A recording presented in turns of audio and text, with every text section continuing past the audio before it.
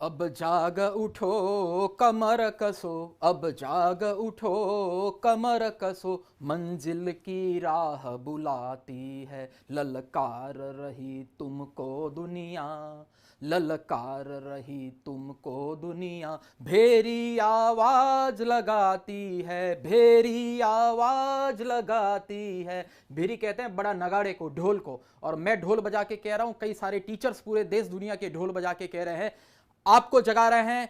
किस कारण से जगा रहे हैं? क्या एसएससी में हुआ है, क्या एनटीपीसी में हुआ है, राज्यों में क्या हो रहा है, केंद्रों में क्या हो रहा है, परीक्षा को लेकर आखिर किस प्रकार से विद्यार्थियों के मन में एक बवाल है, विद्यार्थियों के मन में एक बड़ा रोष है।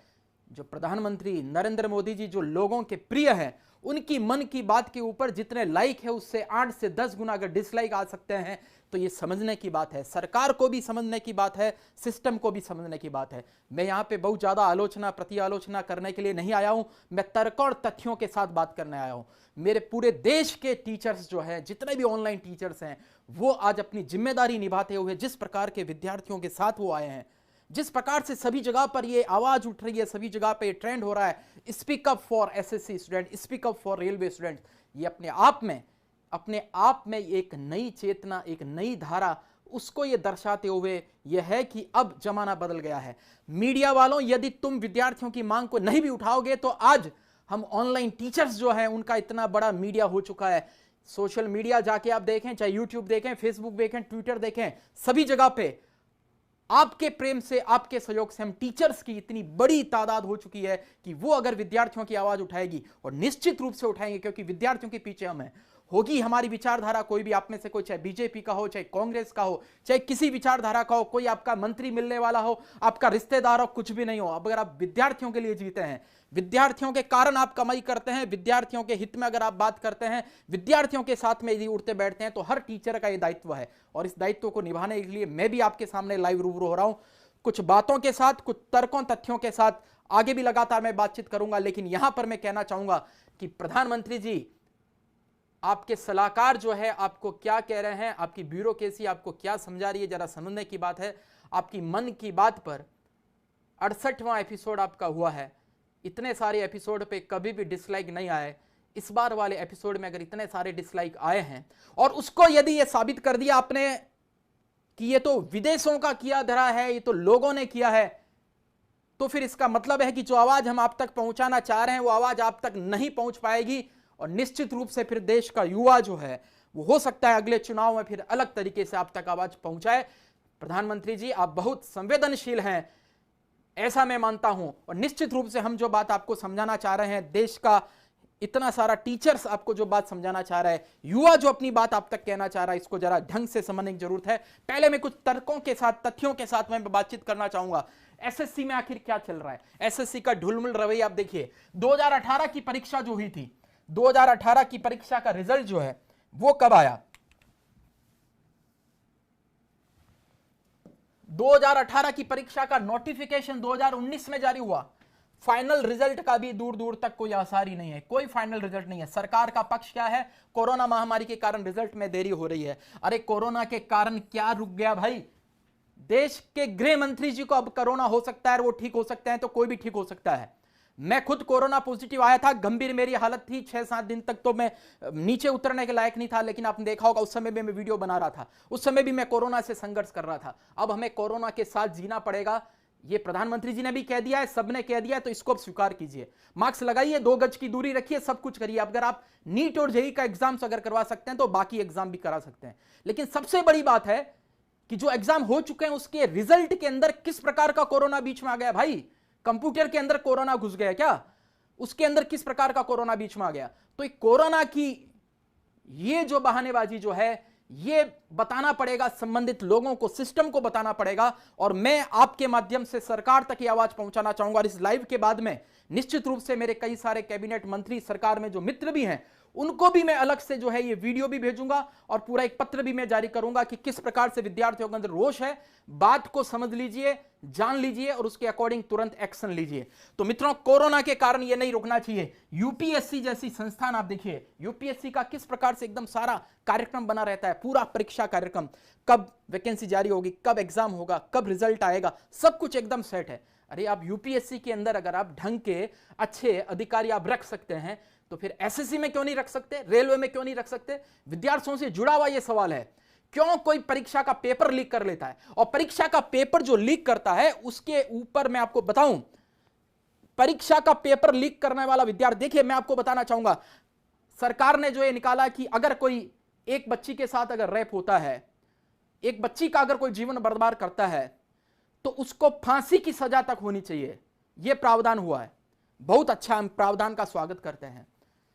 मैं इसमें जोड़ना चाहूंगा कि ऐसा कोई बंदा, ऐसा कोई मुजरिम जो है जो कि पेपर लीक करता है, वो कितने सारे युवाओं का भविष्य खराब कर रहा है, कितने सारे युवाओं की जिंदगी खराब कर रहा है, कितना सारा सिस्टम खराब कर रहा है।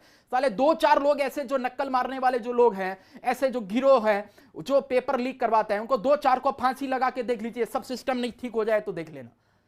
मैं आज जो बात करूंगा कड़वी बात करूंगा। मेरा आपने थंबनेल भी देखा होगा, एकदम गुस्से वाला जो चेहरा था, और निश्चित रूप से गुस्से वाली बात ही है ये, बार बार लेके अब पूरे देश के अंदर देखो, मीडिया जगत केवल 5 तरह की जो न्यूज है उसी को घुमा घुमा के चला रहा है। अरे भाई, देश के अंदर कोई दूसरा मुद्दा नहीं है क्या? और आपने जब ये मुद्दा उठाया पिछले 24 घंटे से, तो अब देश के कई मीडिया भी जो है उनको भी एकदम समझ आई, उनको भी ठिकाने आई कि ये मुद्दा जो है विद्यार्थियों का हित का मुद्दा, बहुत इंपॉर्टेंट मुद्दा है। तो यहां पर आप देखिए, एसएससी का रिजल्ट जो है वो नहीं निकल रहा है। 2018 की भर्ती, 2017 की भर्ती के भी क्या हालचाल आपको पता है, सीबीआई की जांच चल रही है, उसका भी कोई रिजल्ट का कोई अता पता नहीं है। अरे किस प्रकार से, मैंने फिर कहता हूं, मैं एक बार जो पेपर लीक करने वाला 2-3 जनों को फांसी पर लटका दो, दुनिया जो है मैं आपको बता दूं एक नजीर बन जाएगी। मोदी जी, मैं विद्यार्थियों के माध्यम से आपको कहना चाहूंगा, कर लीजिए ऐसी हिम्मत और बता दीजिए, इसने जो है एक बच्ची नहीं, कई बच्चे और बच्चियों की जिंदगी खराब कर दी। इसने जो है पूरा पेपर, उसके कारण साल भर 2 साल इस प्रकार से लेके आगे खिसक गया। लटका दो 2-3 को फांसी के ऊपर, फिर देखिए क्या स्थिति होती है, बदल जाएगी स्थिति।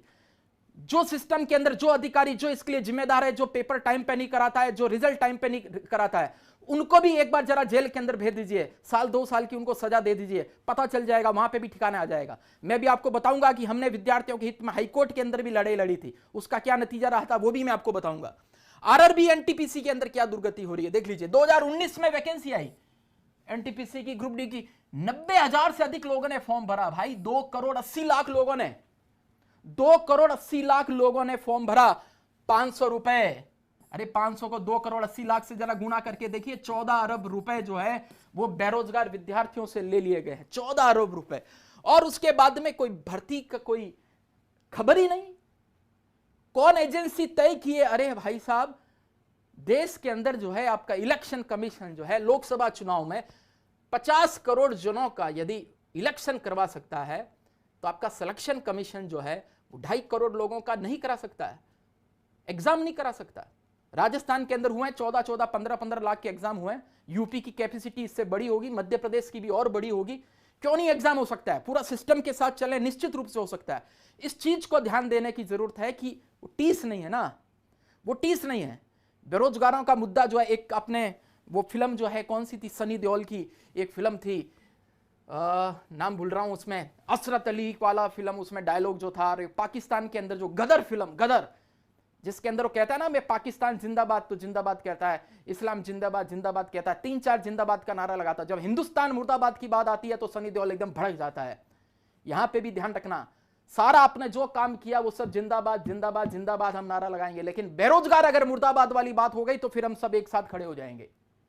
यहां पर यह सोचने की बात है कि क्यों एसएससी और एनटीपीसी की हालत इतनी खराब हो रही है, क्यों यूपीएससी जैसा सिस्टम इसके अंदर हम लागू नहीं कर सकते हैं। मेरे सामने अभी हजारों विद्यार्थी जो है इस प्रकार से कमेंट्स किए जा रहे हैं।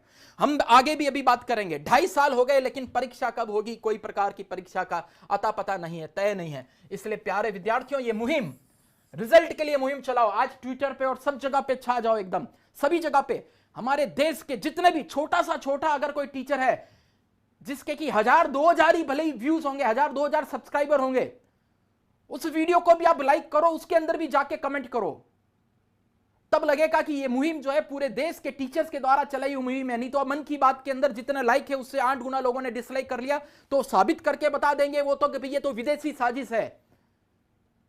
लेकिन जब टीचर्स के वीडियो, जब छोटे छोटे एजुकेशन चैनल के वीडियो, उसके ऊपर जाके जब आप लाइक करेंगे, उनके वीडियो को शेयर करोगे, उस पर आप कमेंट करेंगे, तब उनको लगेगा कि आवाज जो है पूरे देश की आवाज है। और ये मुहिम केवल speak up for SSC and railway students की केवल नहीं है, यह मुहिम जो है पूरे देश के लोगों की मुहिम है। इस चीज को समझने की जरूरत है। यह राज्य के हर कंपटीशन एग्जाम की मुहिम है। अगर यह रीट की भर्ती परीक्षा तय नहीं होती हमारे राजस्थान के अंदर, शिक्षक पात्रता भर्ती परीक्षा का, आप देखिए क्या चुनाव के समय, चाहे बीजेपी का गवर्नमेंट हो चाहे कांग्रेस की गवर्नमेंट हो, क्या बेरोजगार जो है चुनाव के समय के अंदर क्या झुंझुना देने के लिए है? केवल आपने कहा था उस वादे के ऊपर क्यों नहीं आप खरा उतर रहे हैं? लेकिन अब समय आ गया है, मीडिया आपको नहीं चेता रहा है, कोई बात नहीं, जो हमारा सोशल मीडिया है, जो हमारा एजुकेशन मीडिया है, वो आपको सबको जगाएगा।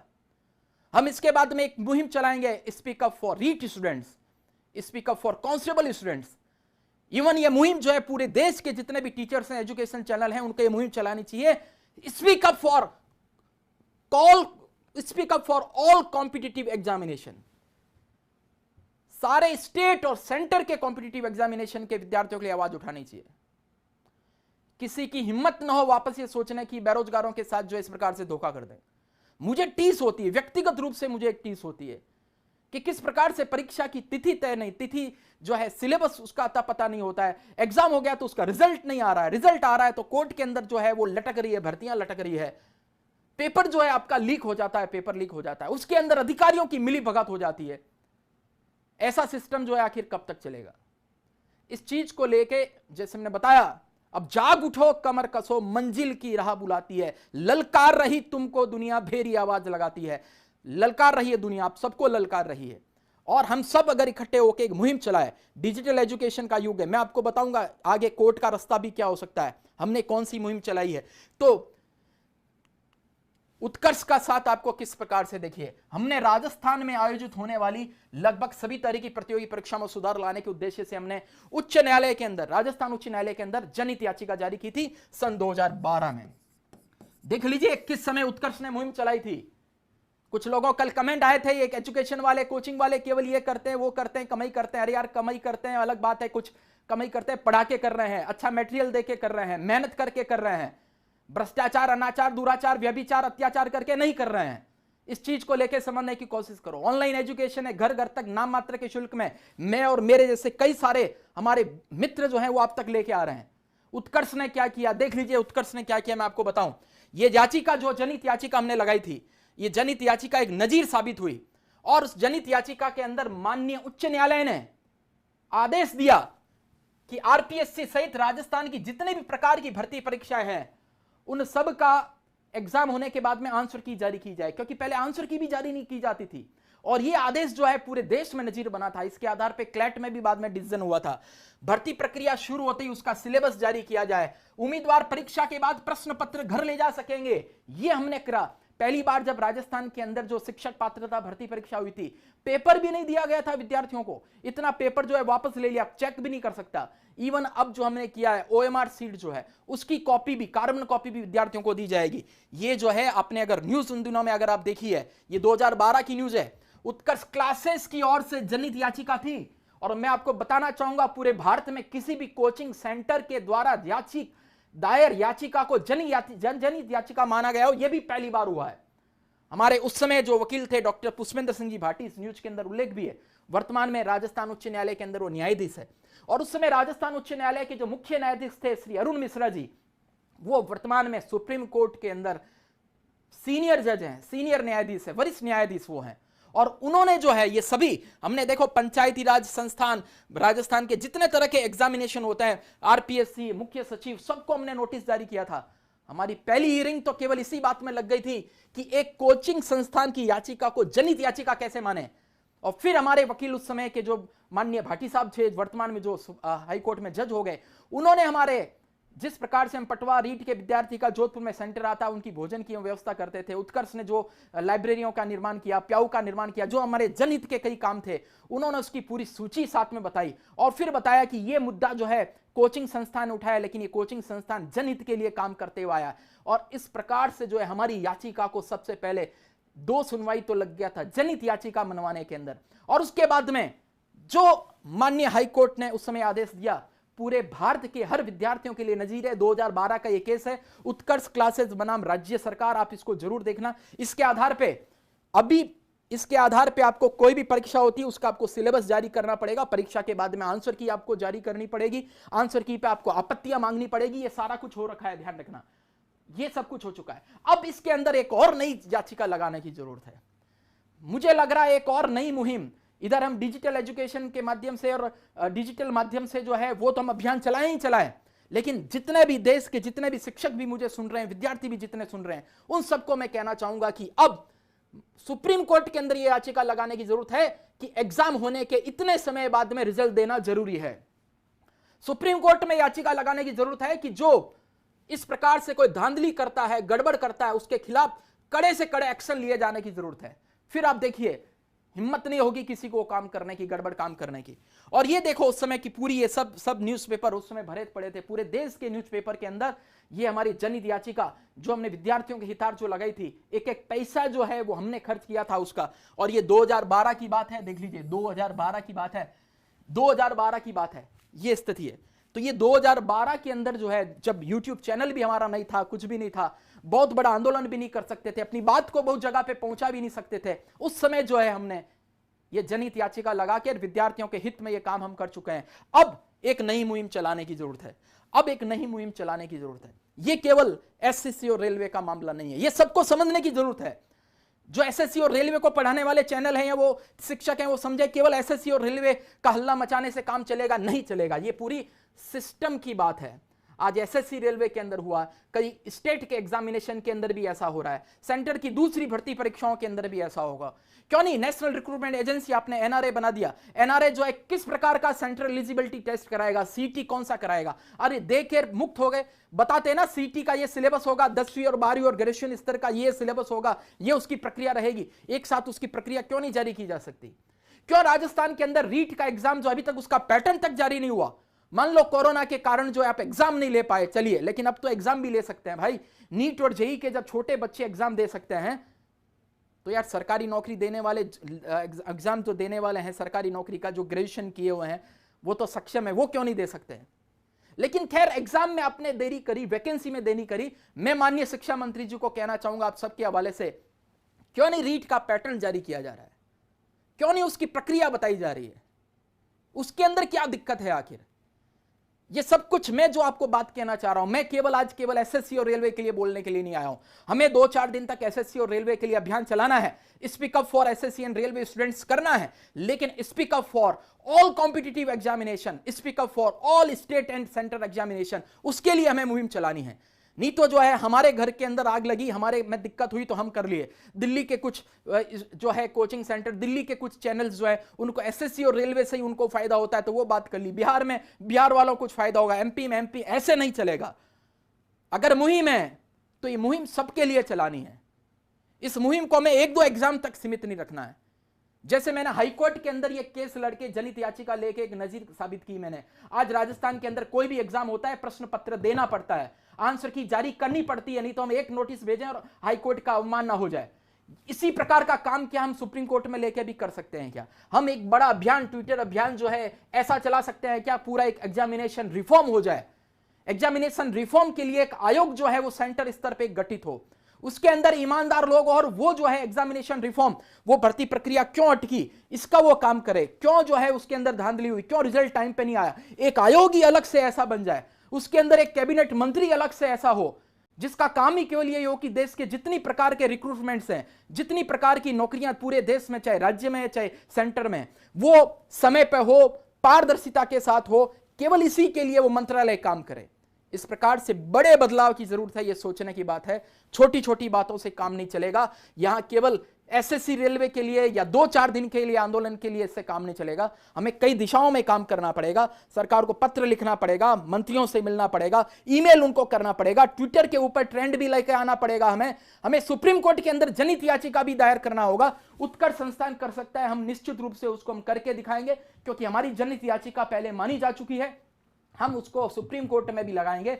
हम जो है माननीय प्रधानमंत्री जी से आग्रह करेंगे कि वो जो है इस प्रकार का एक आयोग गठित करे, एक प्रकार का मंत्रालय गठित करे। देश के बेरोजगारों से जुड़ा हुआ बड़ा मुद्दा है। आप इसको सीरियसली लीजिए कि मन की बात के अंदर आपके पहली बार जितने लाइक है उससे 8 गुना अगर डिसलाइक अगर हो सकते हैं, इसका मतलब देश का युवा जो है वो अलग प्रकार से सोच रहा है। सब प्रकार की बातें आपकी सही है, लेकिन रोजगार देने वाली बात जो है, जो पढ़े लिखे नौजवान लोग हैं, जो मेहनत कर रहे हैं, उनकी वैकेंसी, अरे हक का मांग रहे हैं, भीख नहीं मांग रहा है कोई, हक की वैकेंसी है। आपने एग्जाम लिया है, उसका रिजल्ट निकालिए। आपके पास वैकेंसीज है, वैकेंसी का पूरा पारदर्शिता के साथ में उसको अंजाम पहुंचाइए। आप उसका सिलेबस निकालिए, आप उसका एग्जाम लीजिए, समय रहते सारा काम कीजिए। कोई गड़बड़ी करता है तो उसको कड़ी से कड़ी सजा दीजिए। और मैं माननीय मोदी जी को कहना चाहूंगा कि आप सक्षम हैं, आप कर सकते हैं। आपको पूरी मेजोरिटी के साथ देश के युवाओं ने जो है आपको पूरे भारत के तख्तोताज पे बिठाया है। पूरा विश्व जो है आपको देखता है। हमारा देश का युवा इस प्रकार से परेशान हो, यह बात ठीक नहीं है। मैं अंत में आप सभी के माध्यम से कहना चाहूंगा कि इस मुहिम को एक बड़ा जो है आंदोलन के अंदर बदलने की जरूरत है। अगर इसको आपने 2-1 एग्जाम तक इस मुहिम को बदल दिया, इसको यदि केवल कुछ सेंटर या कुछ स्टेट के एग्जाम तक बदल दिया, तब यह काम नहीं चलेगा। जिस प्रकार से मैंने 2012 में मुहिम चला के हाईकोर्ट के माध्यम से, जनहित याचिका के माध्यम से यहां के आरपीएससी, राजस्व मंडल वगैरह सबको जो है दायरे में हम लेके आए कि राजस्थान की जितनी प्रकार की भर्ती होगी उसके अंदर 5 तरह के रिफॉर्म करने पड़ेंगे। सिलेबस जारी करना पड़ेगा। सिलेबस नहीं जारी होता था हमारे यहां पहले। एग्जाम मतलब वैकेंसी आ जाती, 2-2, 4-4 महीने सिलेबस नहीं जारी होता था। तो सिलेबस जारी करना पड़ेगा। एग्जाम होने के बाद में डायरेक्ट रिजल्ट नहीं निकालना, पहले उसकी आंसर की निकालना पड़ेगा। उस पर 3-3 बार आपत्तियां मांगना पड़ेगा।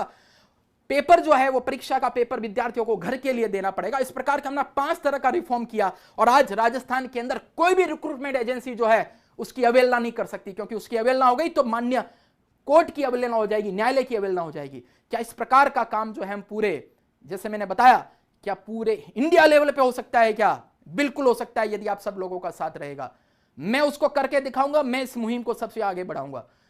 क्या हम इस प्रकार का एक आयोग जो है गठित हो जाए, ऐसे माननीय मंत्रियों को और माननीय प्रधानमंत्री जी तक हम ये संदेश पहुंचा सकते हैं? क्या हमारे देश, हमारे यहां राजस्थान के अंदर, हमारे जोधपुर के अंदर हमारे बड़े भाई साहब हैं, सांसद है वर्तमान में श्री गजेंद्र सिंह जी शेखावत, मेरे अभिन्न मित्र हैं। जल शक्ति मंत्रालय उनको मिला है, देश का सबसे नया मंत्रालय है। पिछली बार ही मोदी सरकार ने उसको नया मंत्रालय को गठित किया है।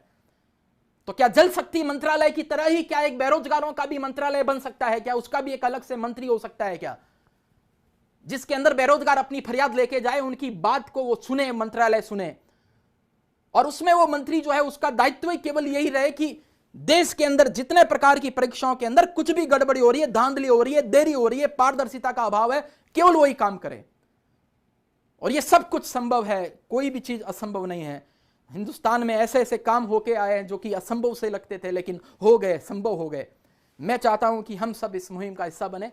आने वाले दिनों के अंदर मैं एक इसकी विस्तृत रूपरेखा भी आपके बीच में मैं लेके आऊंगा, लेकिन तब तक जो है आप इसको ट्विटर पे ट्रेंड कीजिए। हमारे देश के जितने भी सम्मानित शिक्षक जो हैं, यूट्यूब चैनल्स हैं, उन सब ने अभी जो मुहिम चला रखी है और हमने भी जो बताया #SpeakUpForSSC एंड रेलवे स्टूडेंट्स, ये अभी आप ट्रेंड करवाइए। स्टूडेंट्स की ताकत का एक बार एहसास दिलाइए। उसके बाद में समानांतर दिशाओं में जो मैंने दूसरे काम बताए हैं वो भी हम सब लोग करेंगे। तो निश्चित रूप से प्रक्रिया के अंदर सुधार एक दिन में तो नहीं हो सकता, लेकिन एक दिन जरूर हो जाएगा। और वो एक दिन जल्दी से जल्दी आ जाए, इसके लिए हम और आप सब मिलकर प्रयास करेंगे। धन्यवाद।